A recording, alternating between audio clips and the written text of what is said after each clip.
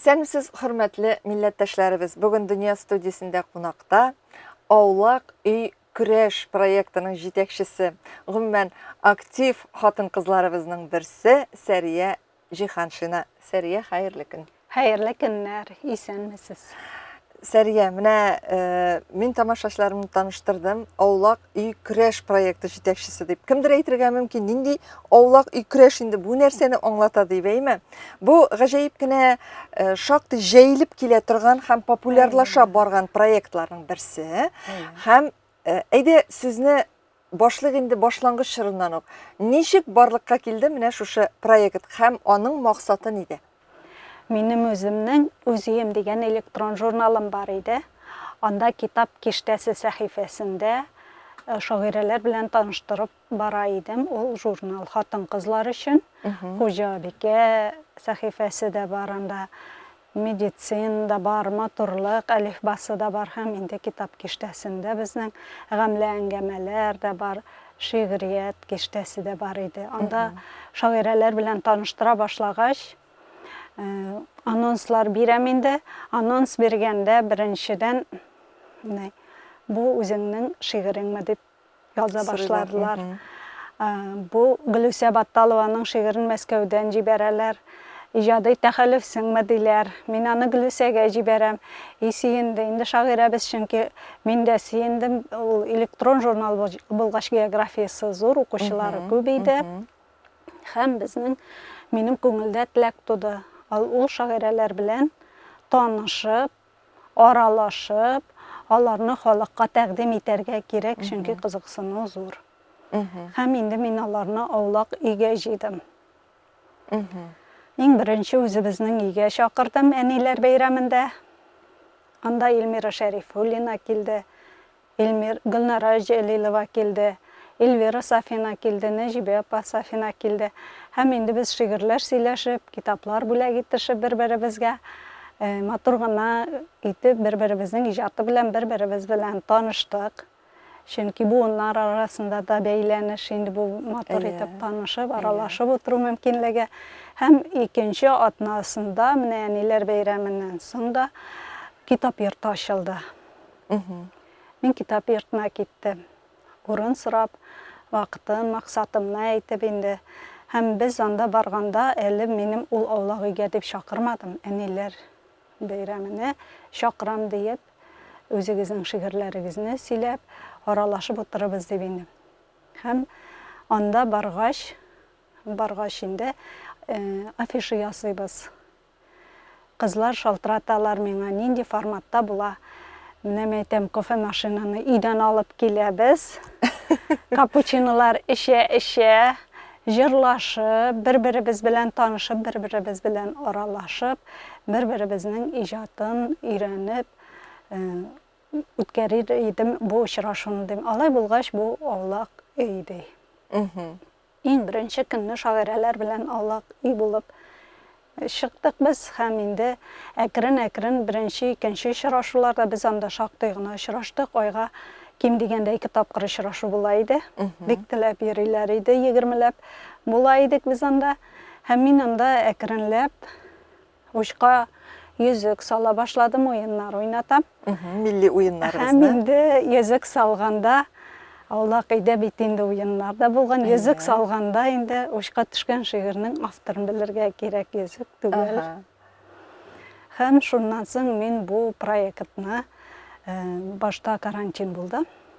Гөрләтеп кенә эшләп киткәч, Зомга күчердем. Интернетта аралаша башладык. Интернетта инде без төрле анда инде йөзек салып та булмый, кемнең миллионер буласы килә дигән уен белән. Безнең нинди Тукай премиясе лауреатлары бар. Бөтенесен Тукай премиясын кайчан бирә башлаганнар, менә шундый әдәбиятка кагылышлы сораулар биреп, шагыйрәләребезне җыеп, очрашулар үткәрә башладым. Анда Мәскәүдә, анда Уфада, анда Казанда, районнар, авыллар, шул Гөлүсә Батталовалар белән бергәләшеп, уеннар уйный, бер-беребезнең шигырьләрен тыңлап, шулай матур итеп үткәрдек. Һәм инде карантин төгәлләнүгә миңа бер шагыйрә тәкъдим итте.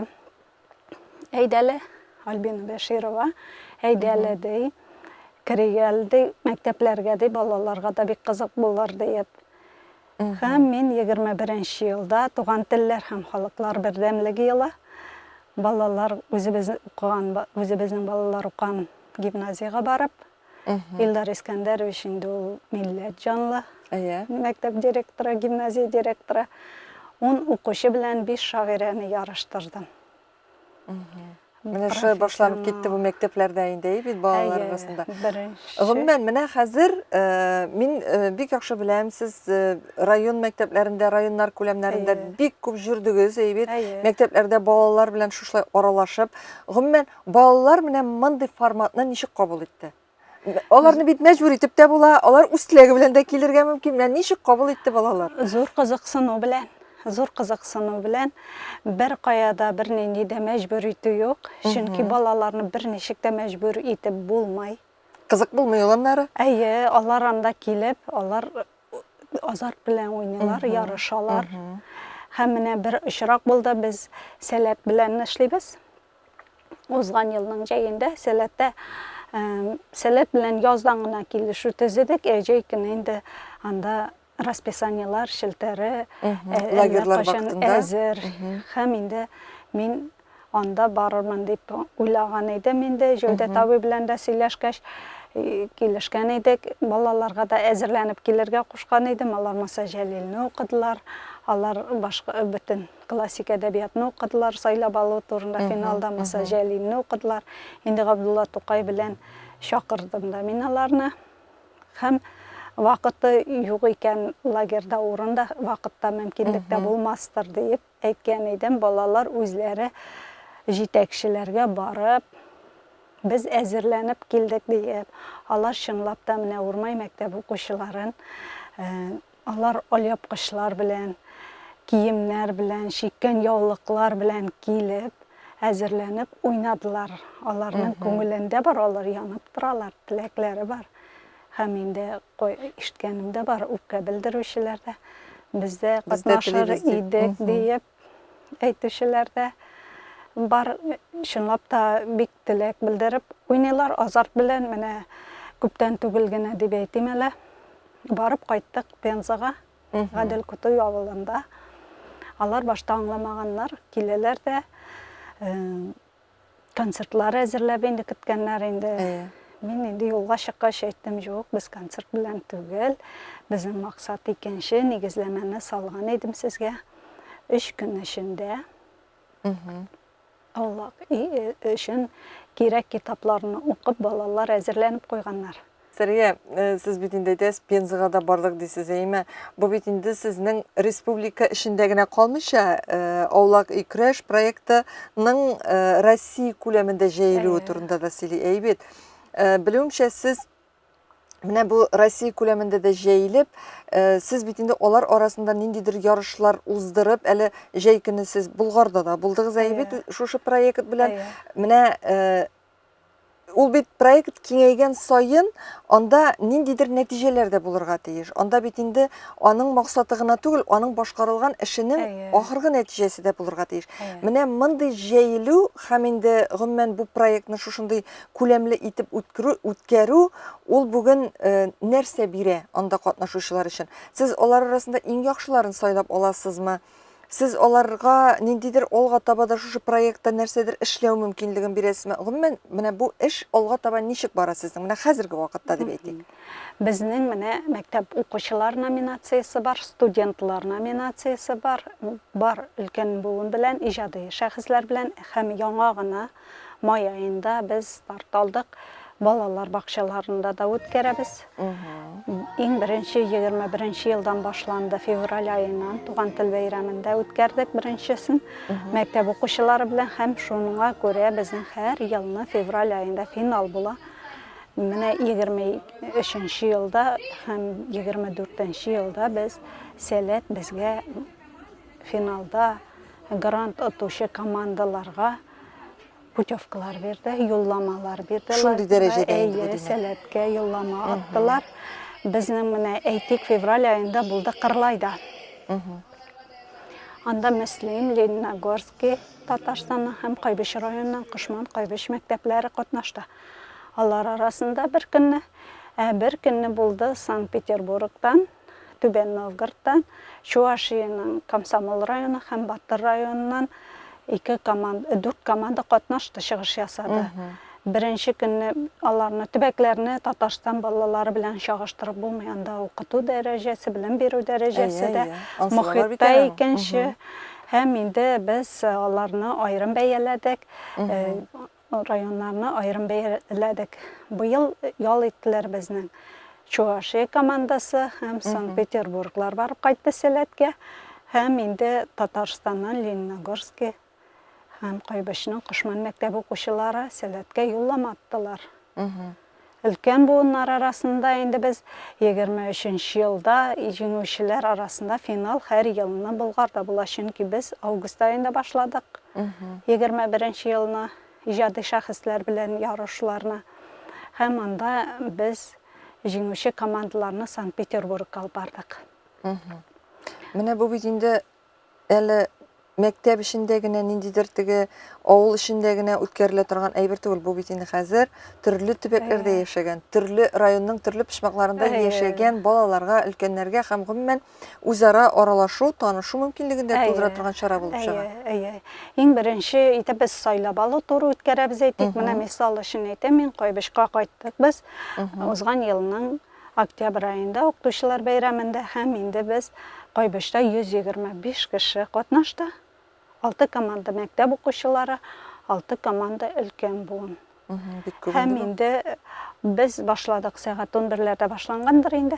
Кичкә кадәр булды, башта мәктәп укучылары белән үткәрдек. Аннан инде финалистларны сайлап алдык. Һәр катнашучыга Бөтен дөнья татар конгрессы исеменнән сертификатлар бүләк иттек. Һәм инде Татмедиа акционерлык җәмгыяте ярдәме белән эшләбез. Безнең партнерларыбыз бик күп инде санап үтсәк. Һәм Татарстанның ресурс үзәгеннән журналлар, өлкән буынга балаларга Татмедиа акционерлык җәмгыятеннән журналлар бүләк итеп, матур журналлар бүләк итеп, китаплар истәлекле бүләк итеп. Һәм инде без аларны чакырдык, балаларны февральгә финалга, өлкән буынны чакырдык. Нигә? Ага базар фестиваленә чакырабыз финалистларны, өлкән буыннарны. Һәр елны Болгарда без Ага базар фестивалендә өлкәннәр белән, анда инде иң беренче елны безнең 21 елда башладык. Башланды, бер сертификат кына биреп, әле бүләккә һәрберсенә өләшерлек китап та юк, чөнки киләләр 60 команда, 60тан артык 70-80 кеше була. Һәм бар тик бер кәгазь белән диплом, сертификатлар белән кайтып китәләр иде. Хәзер инде безнең бүләкләребез дә салла. Безнең партнерларыбыз да күбәйде инде, ишәйде. Татмедиа акционерлык җәмгыяте, Мәдәният министрлыгы, Мәгариф министрлыгы, конгресс белән беренче көннәрдән үк эшлибез без. Шулай ук Яшьләр министрлыгы, Сәләт безгә килеп кушылды. Бик матур итеп без хезмәттәшлек, никадәр теләктәшлек белдерүче оешмалар бар иде. Бик ярдәмчел, бердәм икән. Безнең милләт дигән нәтиҗә ясау өчен нидер эшләп карарга кирәк. Һәм менә шунда сорамаган кешегә китереп бирмиләр, барып сораганда бирмәсәләр үпкәләп йөрергә булыр иде. Монда барсы да әйдәгез бергә эшлибез дип тора. Аллага шөкер, менә партнерларыбызга рәхмәт инде. Иң беренче аулак өйне үткәрдек дә 180нче гимназиядә. Без хәйсләнеп килдек Рафинат Сәлах белән бирегә. Бөтен дөнья татар конгрессына Илгиз Илдарович безне каршы алды. Һәм инде сөйлибез инде. Менә Рафинат абыйга бик ошады инде. Менә шундай проект булды инде. Шуннан соң безнең ул әле аулак өй дип үтте беренчесе. Илгиз Илдарович әйтә, аулак өй дип бик күпләр дә җыелышып, җырлашып утыралар да, аулак өй дип эфирга чыгады, интернетта тараталар ди. Алар ди, менә сезнең ниндидер бер изюминкасы булсын ди, үзегезнең сорау тусын. Шушы проект, шушы аулак өй дип әйткәч, ниндирәк аулак өй икән дип, Сіз аны аулак үй батыл дип атап йөри башладыгыз, заманча итеп, әйме? Бу сезнең дә ничектер әдәби көрәш, КВН кебек һәм батыл форматындарак ди. Мин аны беренче көнне кайттым да, ул көнне мин Мәгариф министрлыгы белән дә сөйләшеп кайткан идем инде. Һәм кайттым да нигезләмәсен язып, хатларын язып, рәсми рәвештә аулак үй батыл дип, беренче аулак өйдән соң ук инде без партнерлар белән аралашып эшли башладык. Ә менә аулак үй көрәш дигән исемгә ничек үзгәрде? Ул бит инде хәзер сезнең батыл түгел, аулак үй көрәш дип атала. Мәдәният министрлыгы белән бергә эшли башлагач, инде ул вакытта вәзгыять үзгәргән иде һәм батыл сүзе ул Батып бетми ничектер, әйме?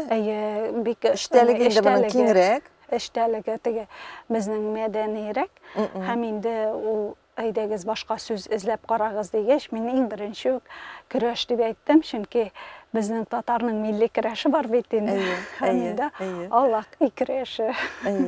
Ул чынлап та аулак үй көрәше, чөнки монда бит инде белемнәрендә сыныйлар, сәләтләрендә сыныйлар, үзара булган менә шушы теге команда эшчәнлегендә сыныйлар. Бу көрәш, бу сынау бик матур исем барлыкка килгән Сәрия һәм әлбәттә инде бу проект шунсы куандыра, менә ул ел сайын һаман үсештә, һаман алга барышта. Инде башта районнар эчендә генә булса, хәзер инде ул Россия күләмендә, әйме?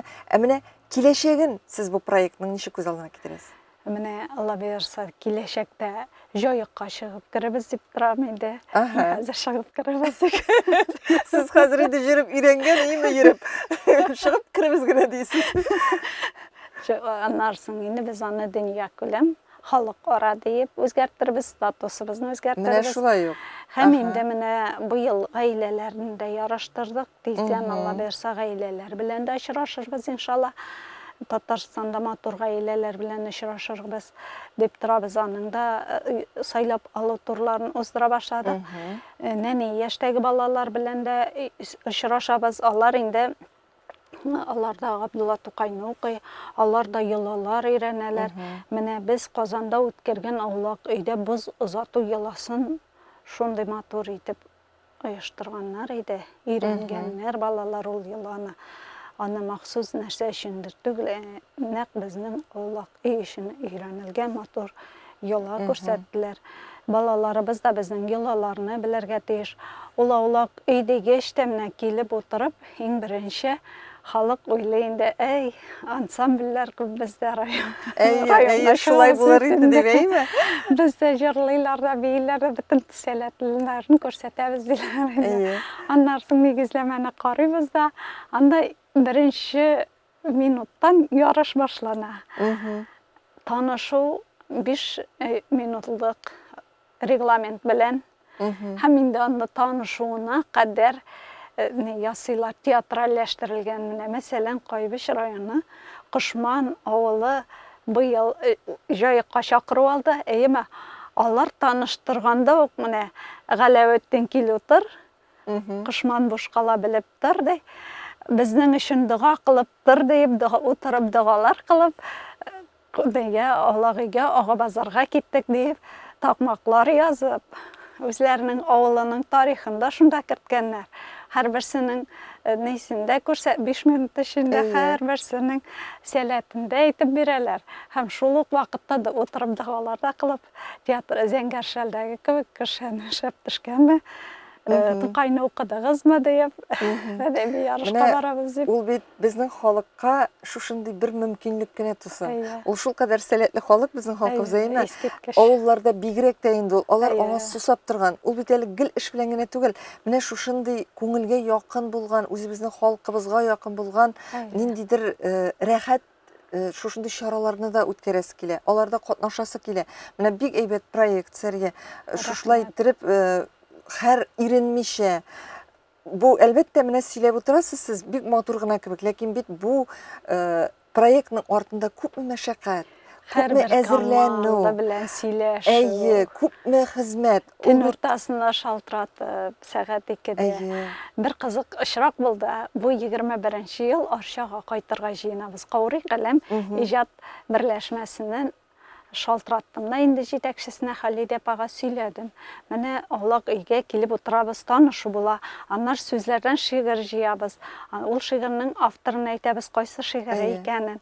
Аннарсын әйтәм, икенчесе шул була. Аннар йөзек салыш уены дип өлкән буын такмаклар язышып, иҗат лабораториясе кебек. 5 минут эчендә кем күбрәк такмак яза. Bir söz әйтәм дә, шул сүзне такмакка кертеп, һәм инде өченче менә шулай уен тәртипләрен сөйләп бетердем дә, безгә нишләргә ди. Хәзер китап укыгыз ди.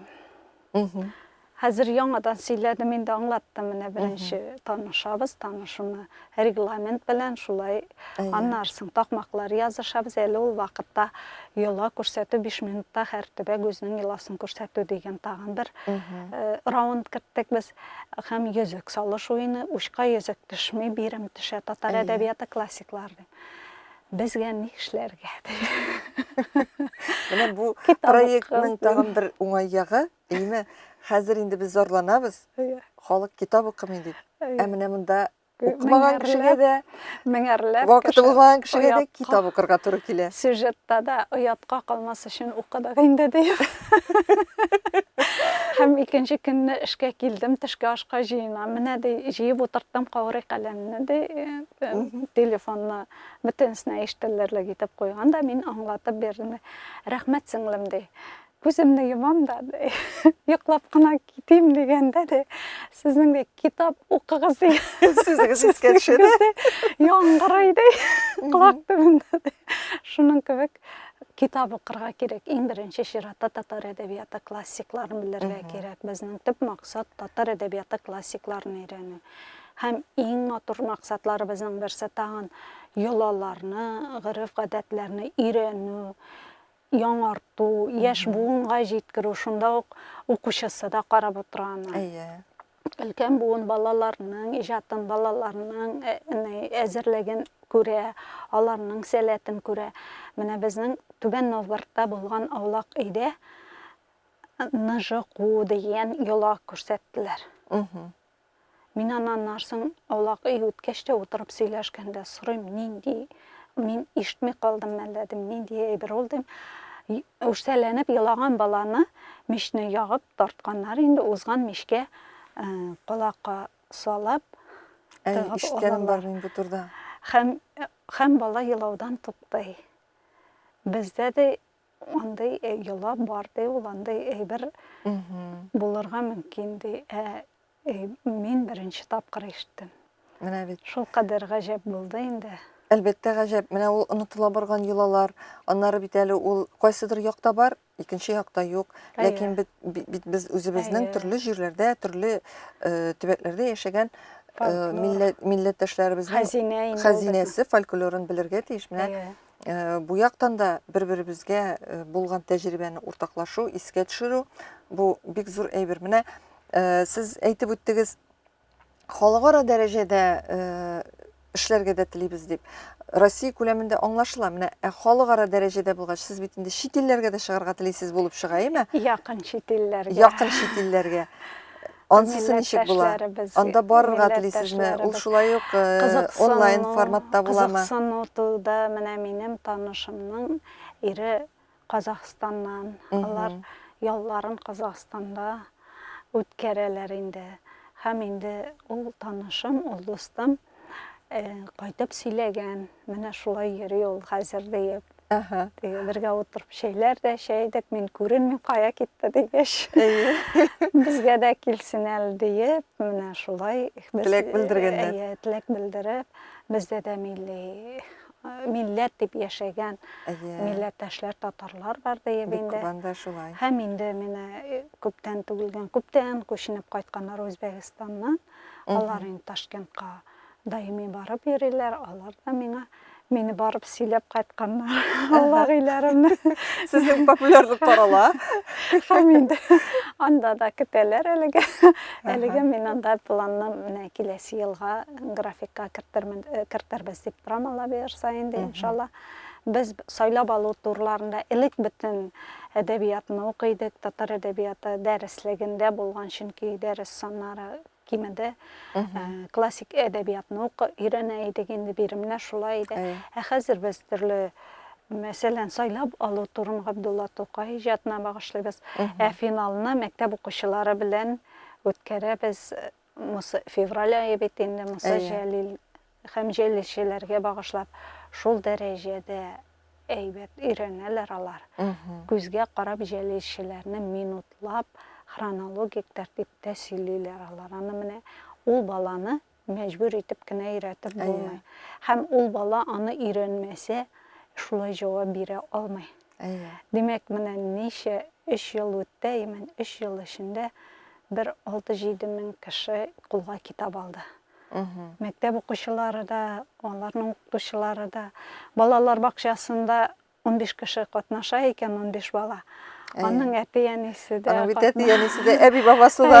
Әби-бабасы да әзерләнә башлый. Шулай ук инде тәрбиячеләр дә, музыкаль бизәлеше дә кай урында нәрсә, ничек барсында өйрәнәләр. Бик матур күренеш, бик зур теләк белдереп катнашалар. Киләсе аулак өйләребез башкалабыз да, балалар бакчаларында Сөмбелә бәйрәменә багышланачак. Көз турында матур җырлар әзерлиләр. Аннары әниләр бәйрәменә булачак инде. Әниләр турында. Өлкән буын белән без сайлап алу турын Габдулла Тукай иҗатына багышласак, инде финалда татар әдәбиятында ана образы дигән тема.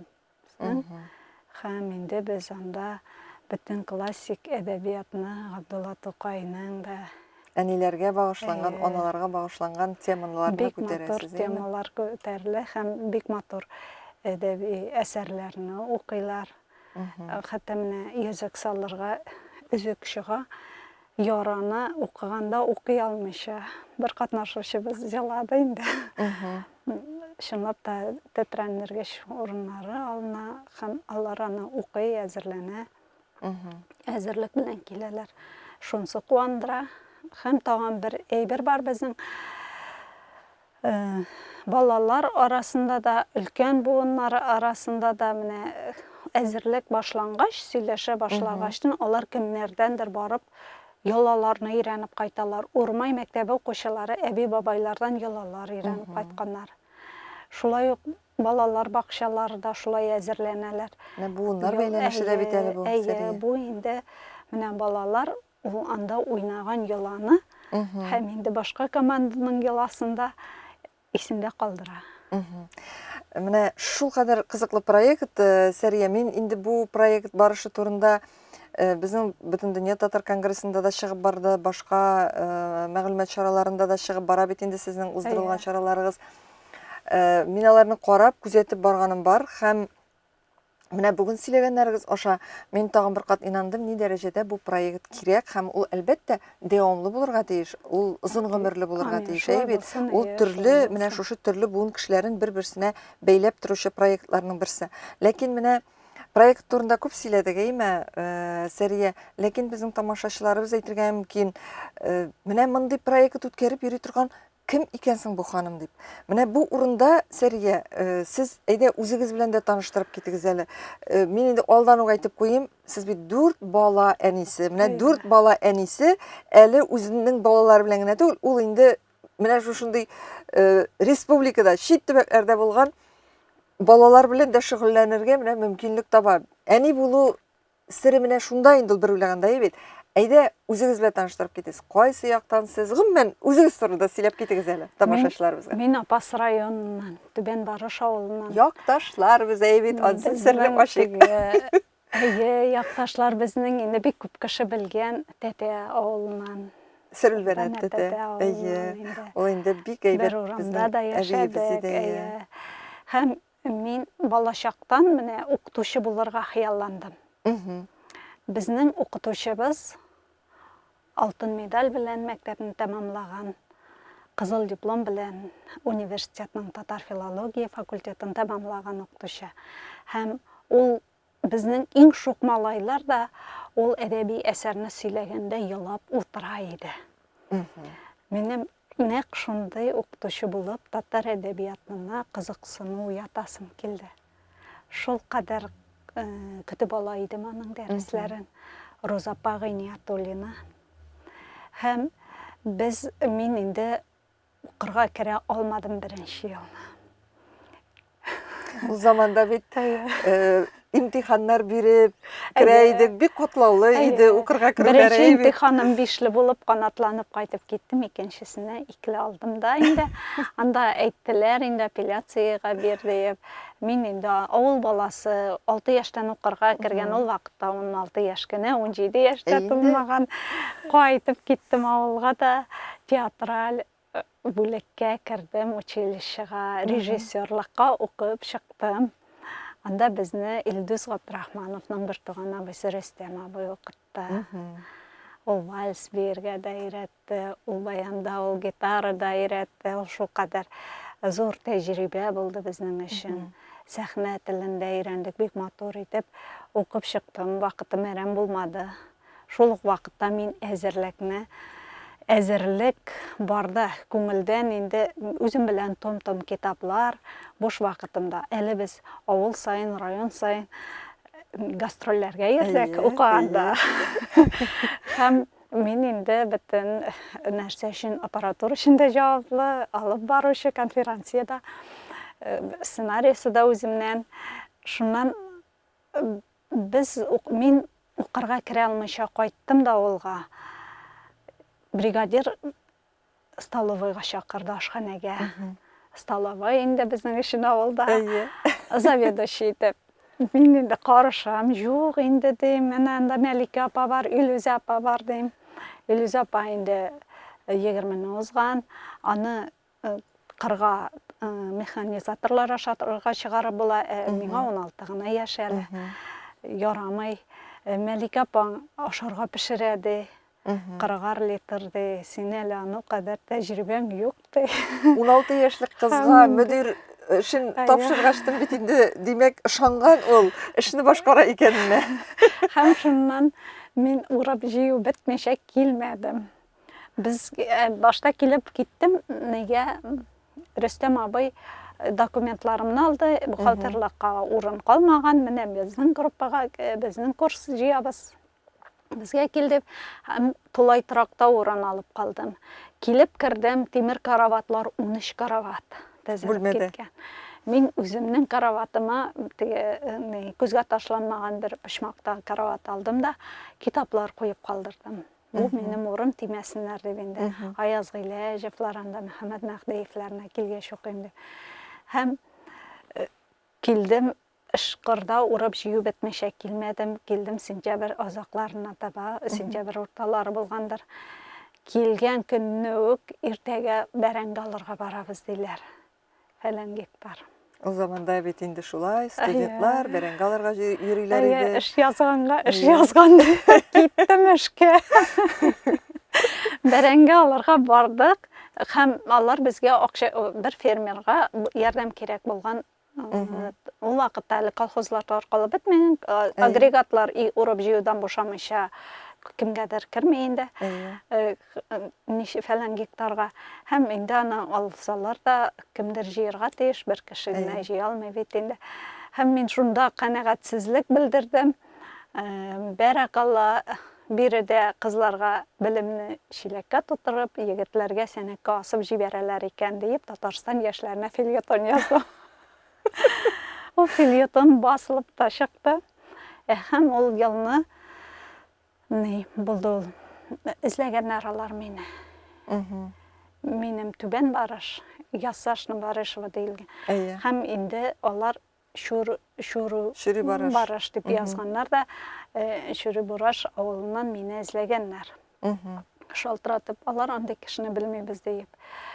Шуннан миңа Татарстан яшьләрендә кичкенә генә берничә җөмлә язганнар, журналистика бүлегенә чакырып калабыз дип, татар журналистикасы бүлегенә. Чөнки ул вакытта университетның журналистик факультеты матбугатлар белән мәгърифәт гәҗите, Татарстан яшьләре гәҗитләре белән конкурс игълан иткәннәр һәм бөтен кеше язган.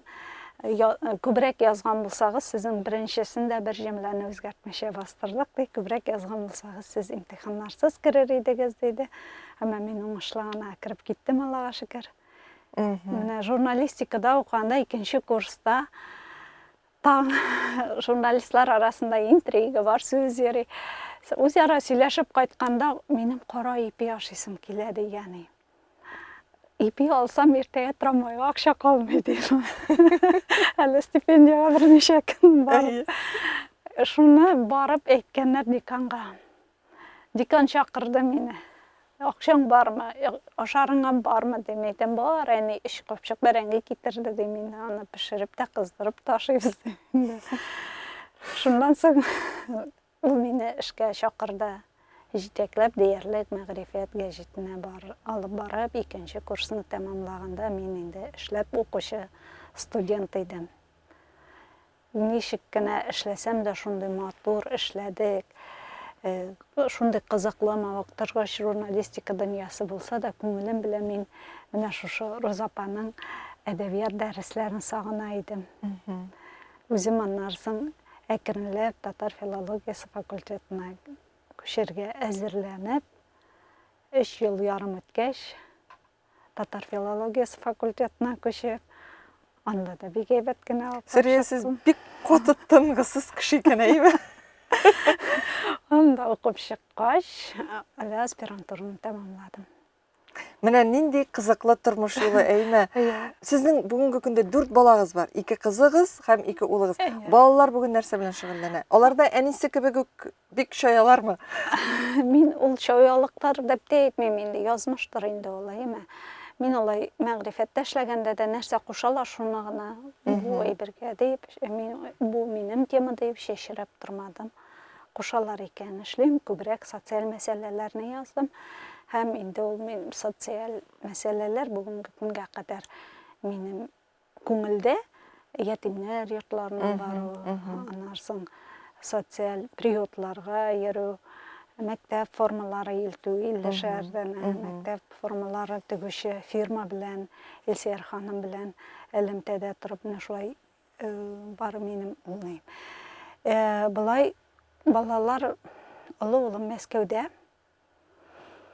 Ул инде 25 яшында, укуын тәмамлап, практика үтеп йөргән җирендә эшләп калды. Үзенең теләгән, яраткан эше һәм инде белемне дә үзе теләгән бүлектә алды. 2нче улым Казанда университет тәмамлады. Хәзер инде эшлибез. Буйга җиткән егетләр инде. Кызым студент, эскәмиясендә, һәм тагын кичкенә кызым бар. 12 яшьлек, ул үзе калфакларда шигә, йомшак уенчыкларда тегә ул безнең. Менә шундый остакыллы кызым да бар. Калфак, изүләр, ул әлбәттә инде милливлеккә бер адым дигән. Әлбәттә. Түгәрәктә йөри, 180нче гимназиядә, һәм бик теләп, бик яратып, ул эшләре белән дә шөгыльләнә. Алар үзләре үк ничектер. Без элек туганалар белеп туган. Сәрия, бик зур рәхмәт, менә шушлай барсын да тәмләп, барсын да тәфсилләп бүгенге тапшыруда сөйләгән өчен. Рәхмәт сезгә. Эшли торган проектыгызда, үзегезнең язмышыгызда бик кызыклы, бик мәгънәле, бик эчтәлекле. Мин сезгә зурдан-зур уңышлар телим. Әлеге проект белән әле сез халкыбызга озак еллар хезмәт итәрсез һәм халкыбызны китап укырга һәм актив булырга өйрәтерсез дип өметләнеп калам. Бергәләп эшләргә язсын, чөнки иң беренче Алагыйдан соң без башладык бөтен дөнья татар конгрессы һәм Татарстан Республикасының мәгариф министрлыгы белән менә минем әле 2 генә партнер белән дә шактый күп зур эшләр эшләдек. Иннаннар төбәкләргә чыга башлагач инде бөтен бик күп партнерларыбыз да артты. Һәм инде балалар белән эшләү ул бәрәкәтләштерде. Бик зур рәхмәт сезгә. Уңышлар теләп калабыз. Хөрмәтле милләттәшләребез, бүген Дөнья студиясендә кунакта Аулак өй көрәш проектының җитәкчесе актив ханым Сәрия Җиһаншина иде. Әңгәмәне Энҗи Шәйхетдинова алып барды. Киләсе очрашуларга кадәр сау булышабыз.